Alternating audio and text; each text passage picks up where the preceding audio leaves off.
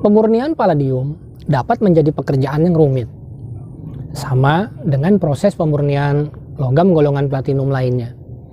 Ini karena sifat fisik dan kimianya yang serupa tapi tak sama.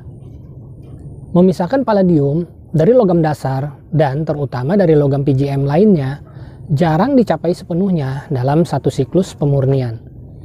Kedengarannya butuh usaha keras, tetapi yakinlah bahwa proses ini dapat dilakukan, bahkan oleh orang yang bukan ahli kimia sekalipun. Namun pengalaman dasar dan pengenalan dengan teknik laboratorium dan bahan kimia tetap sangat diperlukan. Dalam video ini, saya berusaha menjelaskan proses pemurnian dan pemurnian ulang logam palladium. Semoga penjelasan sederhana dalam video ini dapat dipahami dengan mudah, serta dapat memotivasi kita semua. Ini mencakup pencapaian kemurnian yang diinginkan seperti palladium dengan kadar atau persentase 99,9%. Tetapi saya tidak menjamin hal tersebut, karena mungkin saja di bawah itu.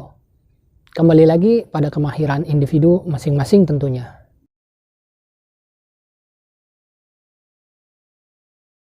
Video ini adalah menjelaskan proses pemurnian palladium di mana bahan baku awal sudah memiliki kandungan palladium yang relatif tinggi dan memiliki sedikit atau bahkan tidak ada logam dasar. Akan tetapi, prosesnya masih tetap bisa diaplikasikan terhadap bahan baku awal yang banyak mengandung logam dasar. Dan tetap saja, sebelum masuk pada proses yang sedang kita bahas, kita perlu mempertimbangkan urgensinya terlebih dulu, baik pada bahan baku yang terkontaminasi logam dasar ataupun bahan baku yang hampir murni. Penting untuk dijelaskan di sini bahwa hampir setiap langkah dalam proses yang dijelaskan berikut ini dapat dilakukan dengan menggunakan metode alternatif lainnya, seperti yang sudah saya jelaskan pada video terdahulu. Oleh karena itu, saya tidak mengklaim proses ini sebagai satu-satunya yang terbaik. Kalian harus meluangkan waktu untuk melakukan penelitian lebih lanjut tentang alternatif lainnya. Dan beberapa di antaranya sudah pernah dijelaskan pada video yang terdahulu.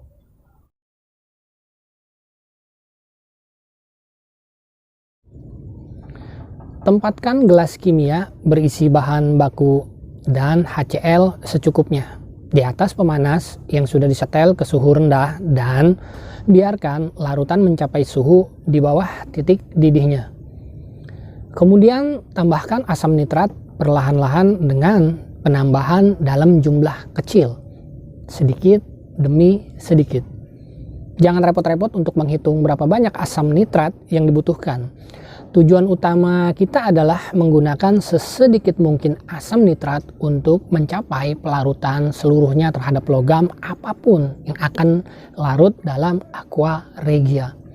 Atau kalian bisa lihat video kami yang membahas tentang aqua regia untuk memperoleh gambaran detail cara penggunaan aqua regia. Selanjutnya, bila tidak ada lagi reaksi yang terjadi setelah penambahan asam nitrat, keluarkan gelas kimia dari atas pemanas dan biarkan dingin di suhu ruangan. Setelah dingin, masukkan ke dalam penangkas es atau pendingin, diamkan 1 malam.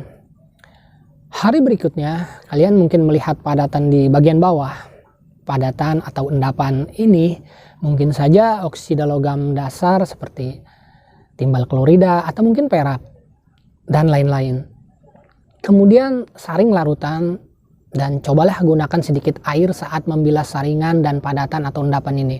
Karena jika terlalu banyak air akan menambah waktu yang dibutuhkan untuk proses evaporasi. Dan simpan endapan hasil penyaringan tadi untuk diteliti lebih lanjut. Atau jika kalian merasa tidak perlu mendiamkannya dalam waktu 1 malam di penangkas es atau lemari es, ya silakan saja langsung lanjut pada proses evaporasi.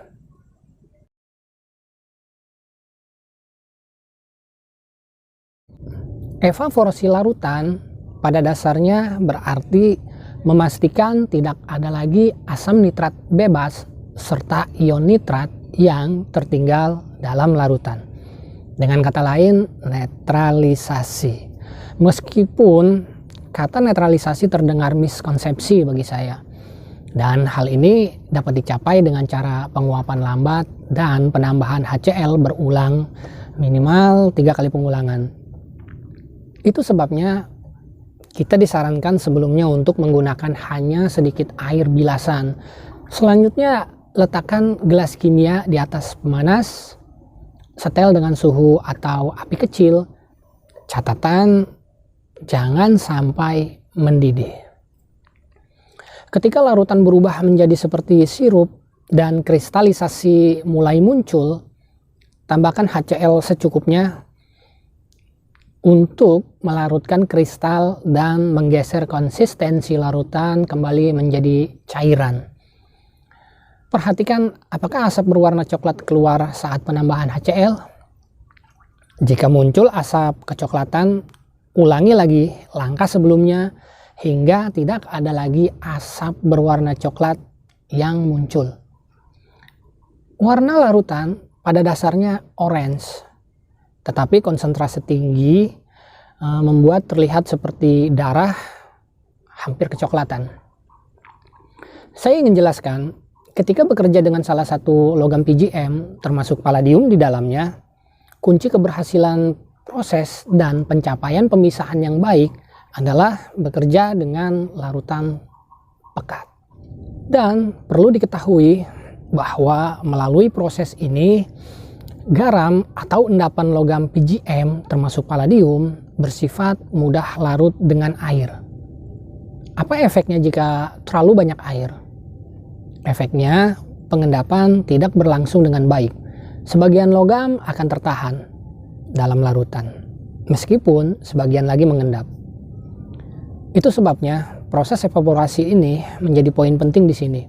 Dan jika kalian beranggapan urea bisa menggantikan proses evaporasi, silahkan gunakan cara kalian. Tapi di sini saya tegaskan evaporasi.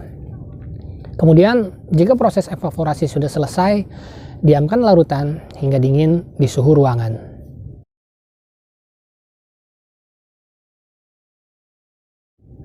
Selanjutnya, siapkan amonium chloride.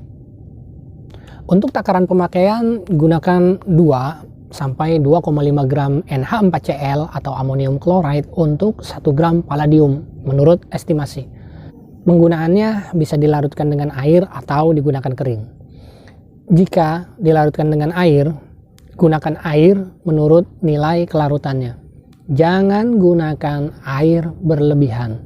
Ingat, ion garam palladium melalui proses ini sangat mudah larut dengan air.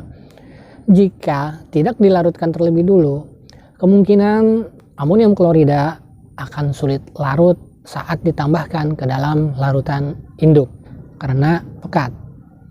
Selanjutnya, tambahkan NH4Cl dalam larutan induk dan aduk rata.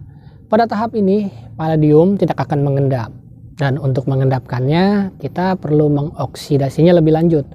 Jadi, kalau ada yang mengatakan NH4Cl atau amonium klorida adalah sebagai pengendap palladium, tentu saja hal tersebut keliru. Adapun NH4Cl atau amonium klorida itu digunakan untuk pengendapan platinum. Jadi, kalau bahan baku terdapat platinum, maka palladium dan platinum dapat dipisahkan pada tahap ini. Kita akan bahas platinum di lain kesempatan.